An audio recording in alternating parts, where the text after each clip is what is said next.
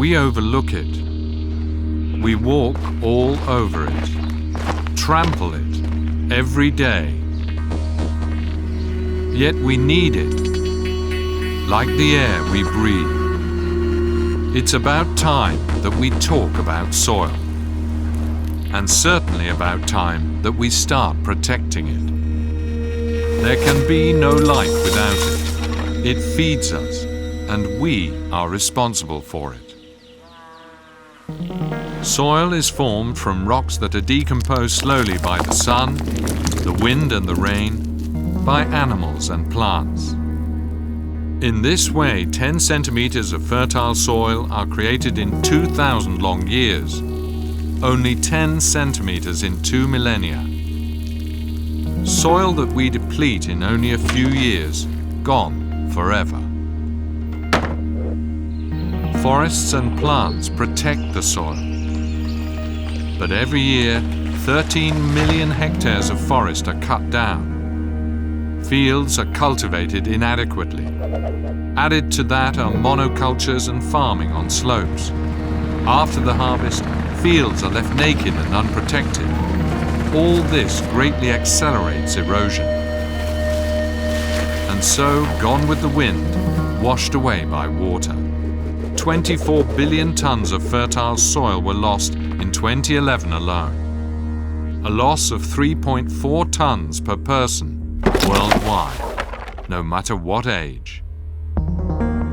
Erosion costs each person $70 per year, a worldwide cost that amounts to $490 billion, an astronomical amount. Our cities are also growing rapidly. Every year in Europe, an area as large as the city of Berlin is transformed into urban areas.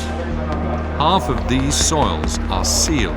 This is soil from which nothing can grow. But fertile soil is finite and therefore invaluable. Investors and states have realized this.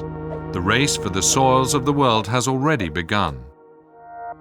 Land grabbing, often with questionable means for questionable purposes. Millions of hectares of land change owner every year. The price? Ruined lives, uprooted families. Usually, these are the poorest of the poor. Often they have no choice. They destroy the forest because they need land to survive. We need healthy and fertile soil, now more than ever. Projections say the available arable land per Earth inhabitant will be reduced by half by 2050. But already today, 1 billion people go to bed hungry night after night. That's 1 billion people too many, and this number will increase every day if we do not distribute soil fairly. If we do not increase yields dramatically on every piece of land, or simply discover a second Earth, but we might not want to rely on that option. Soil and land issues rarely get our attention, or that of our policymakers. We see the full supermarket shelves and believe that things will stay like this forever. We live on credit at the expense of soils, but they are not inexhaustible. We take out money from a bank account into which we never make any deposits. One day this account will be empty, our credit overdrawn, and our soils will be gone.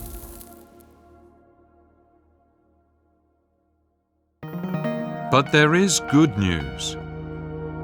We have long known what we must do in order to preserve soils for our children.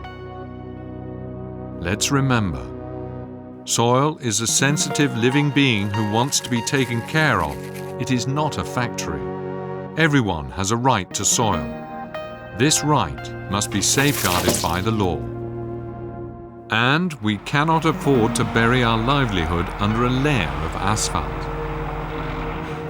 Now it's up to us.